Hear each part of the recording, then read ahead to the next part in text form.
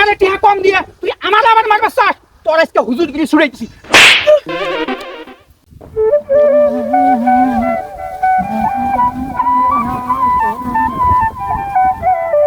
এই করিম মিয়া, এই চালু করে আহো। কি হইলো হুজুর? আরে মিয়া, আজান হয়ে গেছে, তুমি এখনো যে খেতে কাম করতেছো। তা কি করমু? কি করবা মানে? যাও আগে নামাজ পড়ে আহো। আগে আল্লাহর নামাজ, তারপর আমার কাজ। হুজুর, জীবনে মেলা গৃহস্থর কাম করছি, কিন্তু আপনার মতো গৃহস্থ আমি একটাও জীবনে পাইনি। আপনি খুব ভালো মানুষ হুজুর, আল্লাহ আপনার ভালো করব। যাও যাও যাও, তাড়াতাড়ি যাও।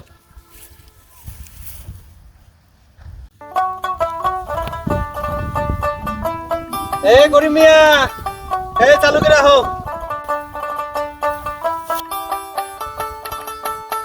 করিম মিয়া, তোমার কাম ছাইড়ে দেওয়ার সময় হয়েছে, তোমার কামের মজুরি নিয়ে আইছি।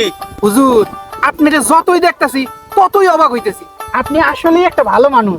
না না করিম মিয়া, হাদিসে আছে শ্রমিকের গায়ের ঘাম শুকায় যাওয়ার আগেই তার পারিশ্রমিক তারে বুঝাই দেওয়া। আমি তো শুধু আমার দায়িত্বটা পালন করতেছি। এই নাও তোমার মজুরি। কি ব্যাপার হুজুর? কে কি হয়েছে? আমার মজুরি হলো 500 টাকা, আর আপনি দিলেন 300 টাকা।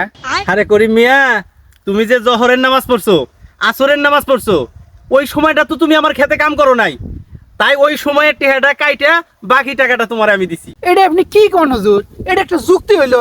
আরে করিম মিয়া, তুমি নামাজ পড়ছো, সেই নামাজের পরিবর্তে তুমি সওয়াব পাইছো, সেই সময়টা তো তুমি আমার খেতে কাম করো নাই, সেই টেহাটা তুমি আমার কাছে চাও কে? হুজুর, আপনি নিজেই আমার নামাজে যাইতে কইছেন, এখন ওই নামাজের সুতা দিয়া আমার টিহা কম দিতেছেন।